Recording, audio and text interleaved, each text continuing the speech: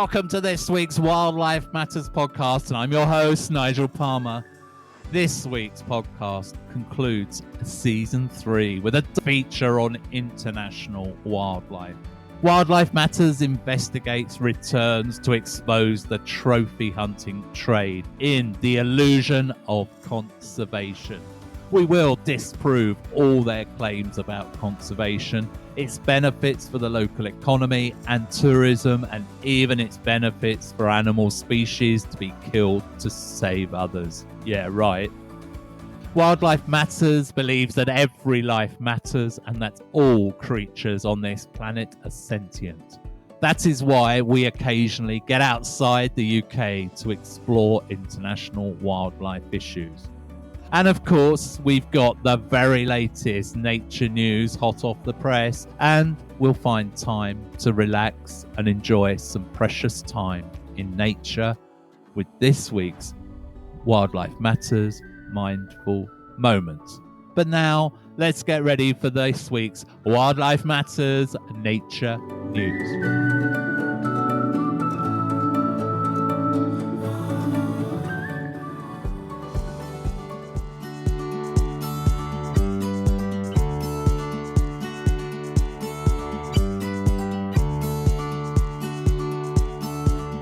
Hello and welcome to this week's Wildlife Matters Nature News, where this week sees the return of Tory MP Richard Drax, who thinks we should cull more wild animals rather than end the badger culls.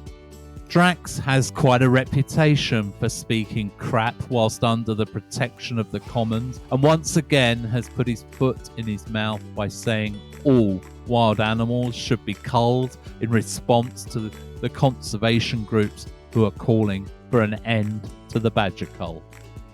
The MP for South Dorset commented at a debate on farming in the House of Commons. He said that culling badgers has been proven to help stop the spread of bovine tuberculosis between farm cows, and went on to suggest that rather than talking about stopping culling on badgers and introducing some other form, all wild animals have to be culled. According to Drax, this is because animals such as deer and foxes have no natural predators in the UK, causing their health to deteriorate. He didn't provide any specific research to support his claim, before adding, "We don't want to wipe them out, we simply want them controlled." According to the UK government figures, more than 210,000 badgers have been killed since the cull began back in 2013. The government claims a range of successes in its badger culling policy, but the data analysed by various groups does not support the government's claimed benefits. The truth is that bovine TB is still a significant issue for farmers within the intensive dairy industry. Wildlife culling is endorsed by certain farming and countryside groups, and the government even recently suggested feeding culled deer to inmates in prison and detention centres as part of its plan to control deer population. But Drax didn't stop there. He went on to complain about a beaver being released illegally in West Dorset, adding, "Beavers don't just hang around and say this is my home. As has been proved in Scotland, they breed and move elsewhere and do the same in other rivers," said Drax. And as I understand it, they have had to be culled in Scotland because they've broken out of the area initially given to them. Drax failed to provide details of the alleged illegal beaver release, although the Dorset Wildlife Trust did legally release under licence beavers back into the Dorset countryside in 2021. Drax, who owns thousands of acres of Dorset farmland, asked the government to look at not only the illegal releasing of beavers into rivers, adding, if indeed this is the case, and that hasn't been proven yet, but certainly into the legal release and this emphasis on rewilding, which, while we all want to see wild animals, there is a proper place and location for each of the various species. This outdated colonial attitude comes from the largest individual landowner in Dorset, who still owns a sugar plantation in Barbados. The Drax family derived its substantial fortune from the lives of those within the slave trade. So, empathy and compassion for all life are lacking within Richard Drax, and his outdated attitudes towards the countryside, wildlife and people are worrying and disturbing. Wildlife Matters is prepared to state facts, something Mr. Drax seems incapable of. There are only around 400 beavers in the UK, and we need more to counteract the flooding of our rivers as climate change begins to impose an ever wetter climate on the UK. Many European countries are encouraging beavers as nature's builders. They help slow the water speed in our rivers and create floodplains, saving towns and villages from the devastation of flooding. More than 1 million beavers are estimated to live within Europe in 2024.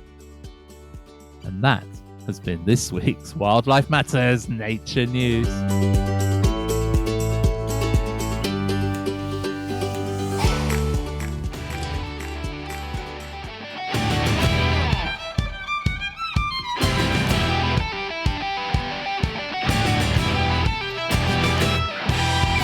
Trophy hunting is the hunting of wild animals for sport, not food.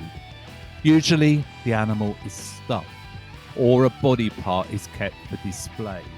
Most trophy hunters come from wealthier countries and pay high fees for their hunts and trophies. Each year, hunters from the UK travel to Africa to participate in trophy hunting, bringing home the dead animals to display as trophies and souvenirs on their walls. Many who partake in this so-called sport are inexperienced hunters and thus cause the animals excruciating pain and long and agonizing deaths through inaccurate gunshots. For bragging rights, trophy hunters seek to kill the most impressive animals in their group, namely the largest breeding size males.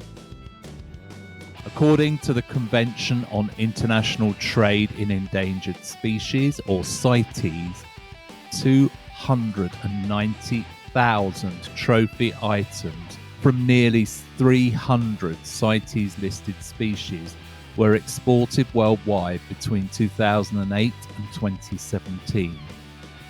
These items included teeth, claws, pelts, heads and entire bodies of defenseless animals slaughtered for the thrill of this so-called sport. Wildlife Matters reveals the myths that trophy hunters put out as they attempt to justify their penchant for killing wild animals and displaying them on their walls at home. That caveman mentality has no place in our societies or indeed the world today, and that is why we are exposing the myths of the trophy hunters so that you can see through them and ask some of the world's leading conservation NGOs and not-for-profits just why they are supporting the killing of animals for their body parts. We strongly recommend that you withdraw any support you give to these groups, as that is one way that will undoubtedly force them to review their decisions. So, let's dispel the trophy hunting myths, beginning with Myth 1. Trophy hunting supports healthy populations. Trophy hunters target animals with the best physical traits. They usually target males with big manes, horns, tusks or antlers. This means animal groups lose their leaders, which can lead to more death. For example, when a male lion is killed, his pride suffers. Younger males kill each other as they fight for control. Females are killed protecting their cubs, and the new pride leader often wipes out an entire generation of cubs. Approximately 600 lions are killed every year on trophy hunts, including lions in populations that are already declining from other threats. It seems there would be a less destructive ways to conserve a species, precisely one that doesn't involve putting a price on their head. Myth 2. Trophy hunting provides money to poorer communities. A study on the economic benefit behind lion hunting in Africa concluded the suggestion that trophy hunting plays a significant role in African economic development is misguided. Revenues constitute only a fraction of a percent of GDP, and almost none of that ever reaches rural communities. It appears correct that some hunters' fees go to conservation in some countries, but it's rarely the primary source of conservation funding.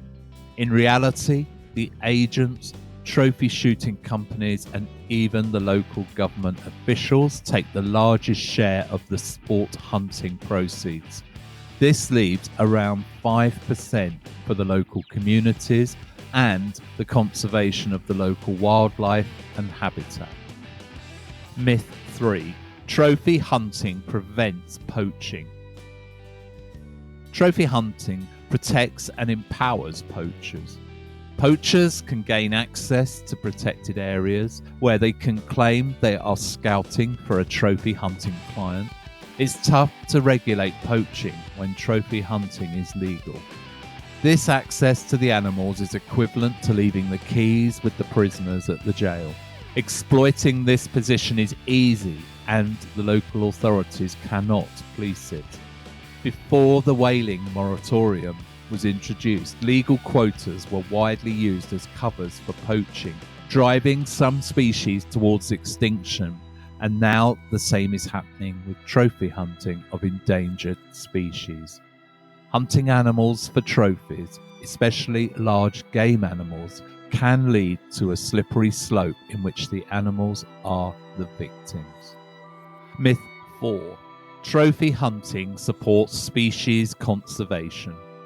Trophy hunting negatively impacts endangered and protected species populations. Due to human actions, more species are threatened with extinction today than ever. Scientists have identified the direct exploitation of animals, including hunting, as one of the main drivers of extinction. Even species that are internationally protected by CITES or are classified as threatened by the IUCN, or International Union for the Conservation of Nature, Red List of Threatened Species, are the focus of trophy hunters and are killed in their thousands every year. These include species such as elephants, rhinos, polar bears, and big cats such as lions and cheetahs.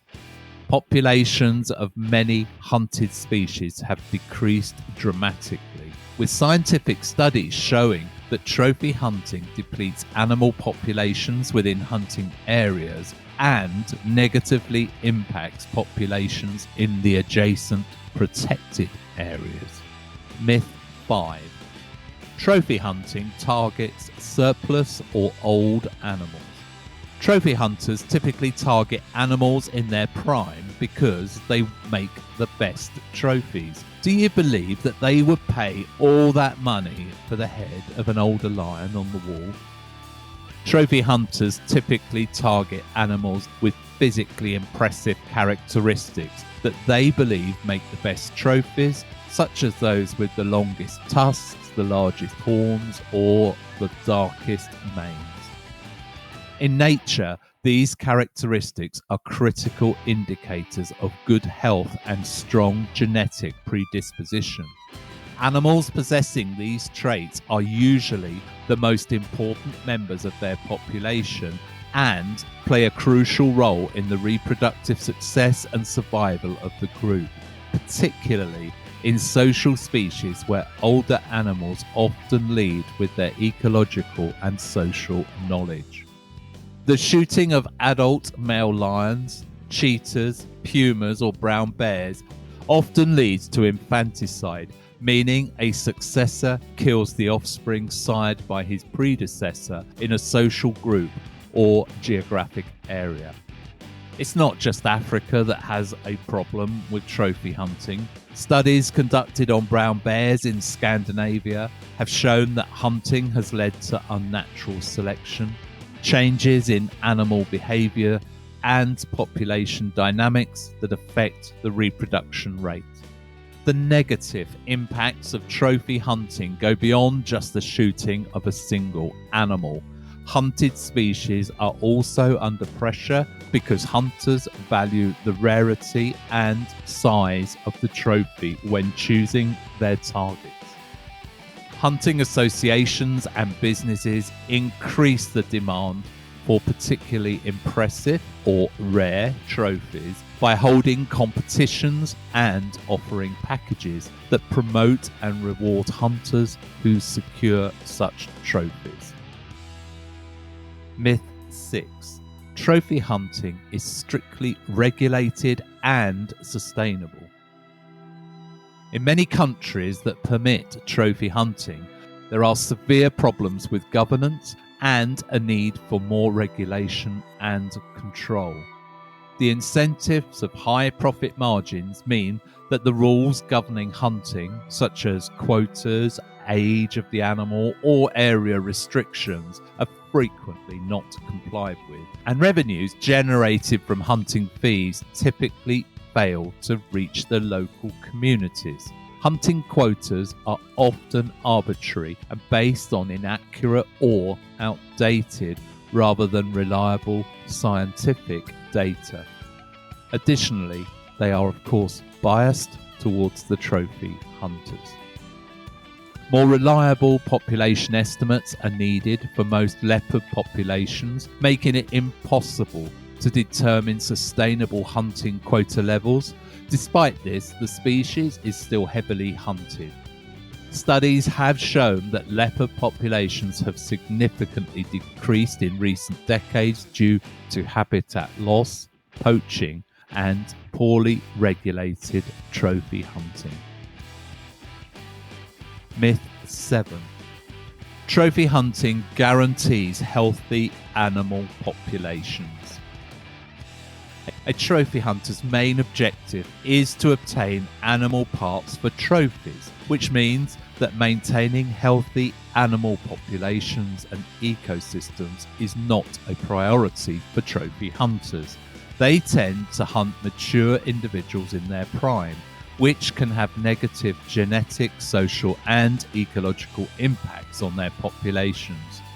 So the claims that trophy hunting is a means of caring for or managing wildlife population or serves as a method of population control are completely misleading and false. Trophy hunting is a commercial enterprise where hunters pay for the right to kill animals, often of threatened and protected species, and then acquire a trophy. The price for such trophies increase with the rarity of the species.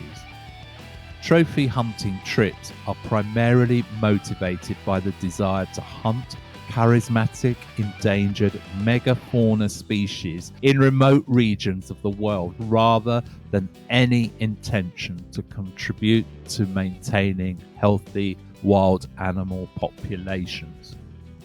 Trophy hunting is neither a humane nor effective tool for wildlife management, as it is driven by the hunting industry's economic interests and the hunters' demands.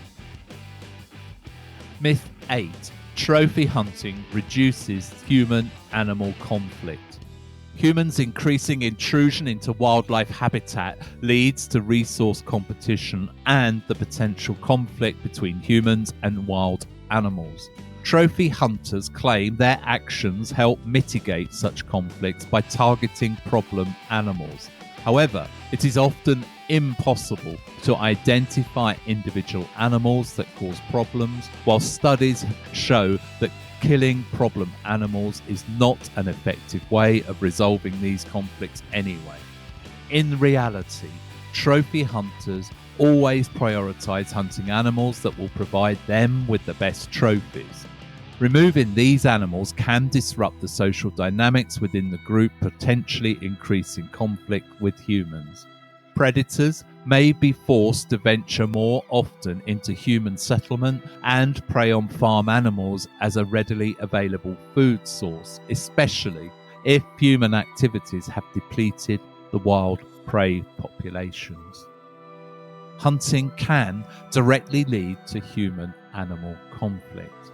Elephants that have been subjected to illegal hunting for a long time are far more aggressive towards humans. Older bull elephants play an essential role as leaders in male elephant social groups, and their presence reduces aggression in the younger males. Targeting these bulls disrupts the elephant's social dynamics and can lead to heightened aggression in the younger males. As a result, human-elephant conflicts are only likely to increase. Trophy hunting is, therefore, not part of conflict resolution, but is part of the problem. Myth 9. Trophy hunting funding helps to conserve protected areas. Trophy hunting does not significantly contribute to the preservation of protected areas. It is primarily conducted on private land where wildlife populations are artificially settled and bred to ensure the availability of the sought-after trophy animals. Some private reserves even genetically manipulate wild animals through breeding programs to meet the demands of the trophy hunters. Such selective breeding, essentially it's intensive wildlife farming within fenced areas, poses a considerable risk to biodiversity. It can lead to genetic impoverishment, hybridization, different species, and reduced longevity of individual animals. The money that's invested in this private sector does not support species conservation or ecologically sustainable protected areas. When considering revenues from trophy hunts conducted in and around public protected areas, it becomes clear that the costs of managing the protected areas far exceed those received from trophy hunting. As an example, in Tanzania, the hunting industry finances around 2% of the costs required to maintain the biological integrity of the adjacent protected area. Even though this is a tiny proportion of the revenues from trophy hunting, this amount is not necessarily invested in species protection or protected areas. Instead, it may be used, for example, on infrastructure or for other projects. Thus, trophy hunting contributes almost nothing to the costs of maintaining the protected areas and conserving the nature and species. Myth 10. Tourism cannot replace the income from trophy hunting. Tourism can be a sustainable source of income for local communities, offering long-term work opportunities that can significantly increase their earnings compared to trophy hunting. Around 80% of tourists who travel to Africa go there for wildlife viewing, and the continent's 8,400 protected areas generated around $48 billion from nature-based tourism. On the other hand, trophy hunting in the 8 major African hunting countries provides an economic benefit estimated at $132 million US dollars. Reports tell us that around 19,800 jobs are provided by trophy hunting. This compares to 2.6 million wildlife tourism jobs, which are not related to trophy hunting. Trophy hunting also undermines other forms of wildlife tourism, as hunters kill the very animals that tourists have come to see. For instance, an elephant can generate around 1.6 million US dollars throughout its life through tourism, while 9 hunting operators sell permits to kill an elephant for an average of 30 to 40,000 US dollars. It's also worthwhile noting that many tourists will no longer visit areas where trophy hunting is permitted, as they stand against the hunting of wild animals as trophies. Back in 2021, the South African cabinet endorsed a government report that found that the captive lion breeding industry, which includes captive lion trophy hunting, does not contribute to conservation, and it damages South Africa's conservation and tourism reputation. In 2022, major international tourism companies, including Booking.com and the Expedia Group, stated that trophy hunting is damaging South Africa's reputation as a tourist destination. They called on the South African government to reject trophy hunting and instead invest in wildlife-friendly, non-consumptive economic alternatives. Myth 11. Trophy hunting is ethically acceptable. Killing an animal for fun or a trophy is unethical. It's incompatible with morals and our standards to do such things, as well as defying all animal welfare requirements. The Ethics Specialist Group of the IUCN, World Commission on Environmental Law, concluded that trophy hunting is unethical and incompatible with pursuing a sustainable and just world. Animals targeted by trophy hunters do not enjoy such protection. Perversely, the trophy hunting industry actively promotes the use of killing methods that increase animal suffering.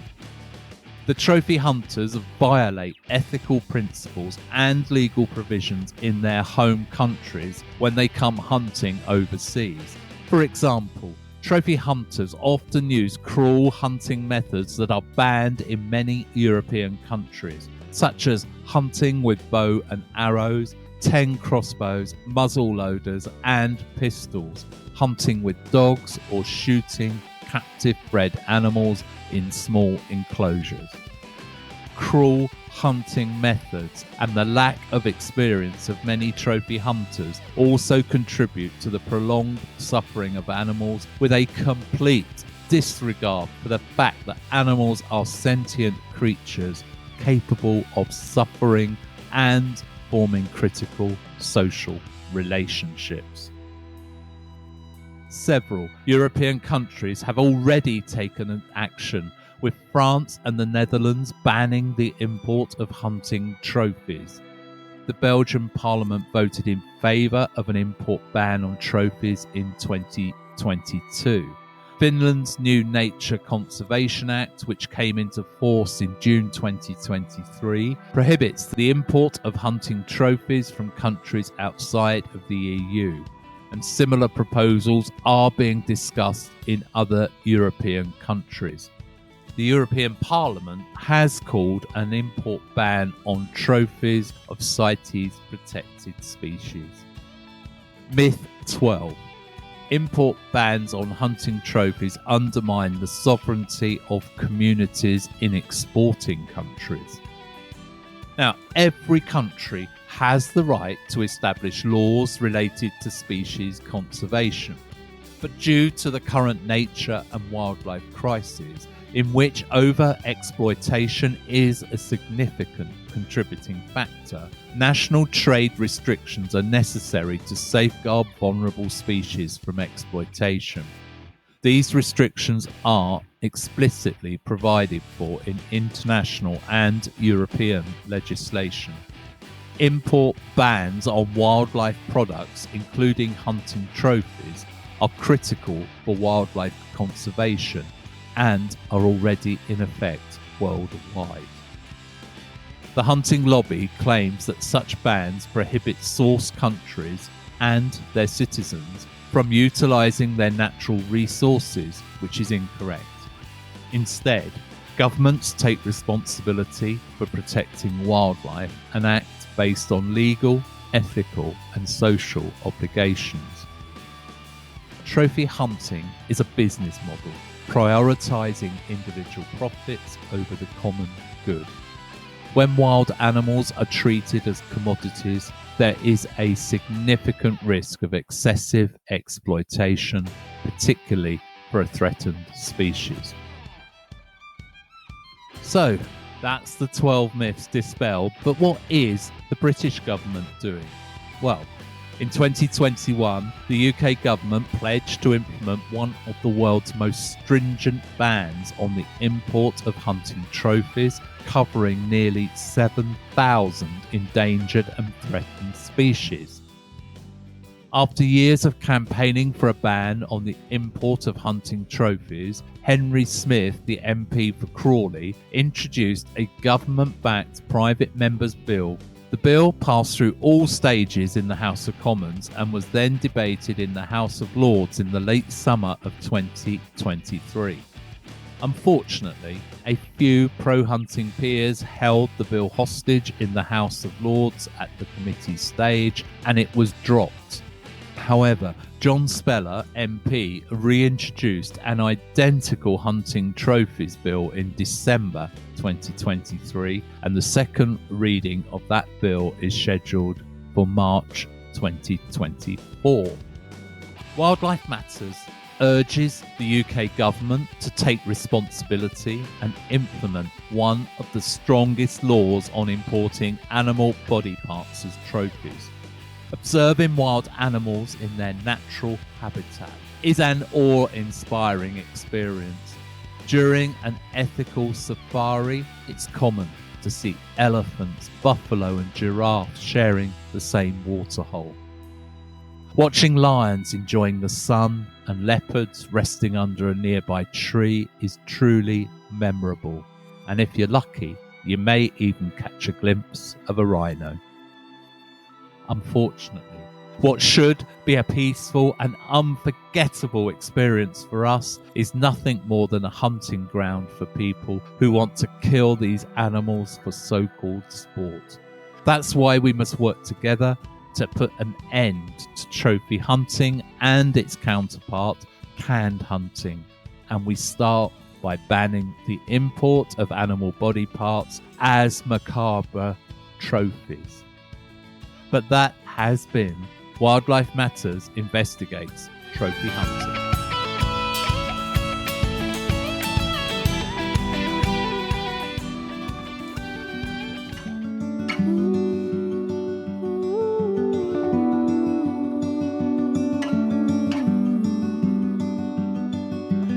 Well, I'm sure many of you knew the unique sound of a flock of redwings. What a wonderful spring treat for me. And what about the bird on the tree branch much closer to me?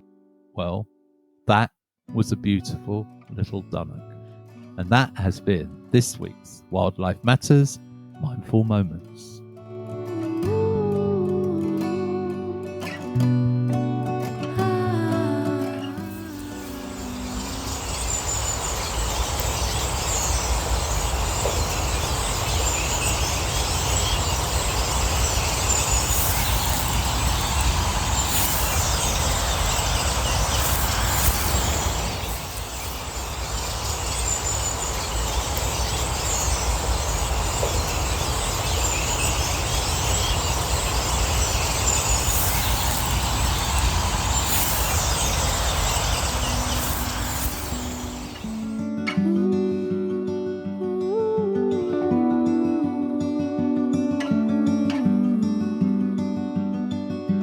And on this week's Mindful Moments, It's based on a real mindful moment I had in my local woodlands just last week.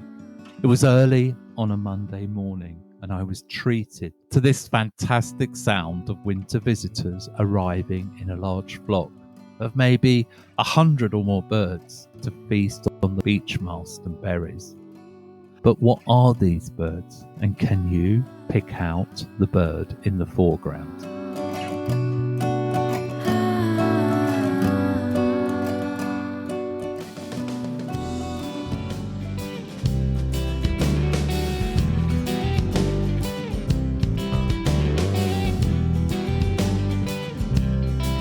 And that, my friends, brings the curtain down on Series 3 of the Wildlife Matters podcast.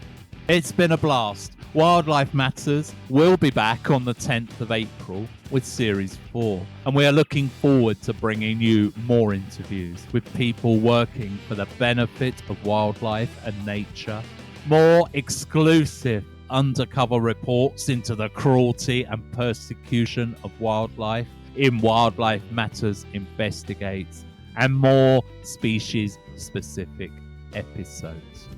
If you like the sound of that, then join me on some of my adventures as we explore the wild side of the UK. I am so excited to share Season 4 with you, so make sure you subscribe and follow Wildlife Matters on your pod provider of choice. Visit our website www.wildlife-matters.org. That's www.wildlife-matters.org. And keep up to date with our adventures of Wildlife Matters on Facebook, Instagram, Threads and Twitter X. But for now, this is Wildlife Matters signing off, and see you on the 10th of April.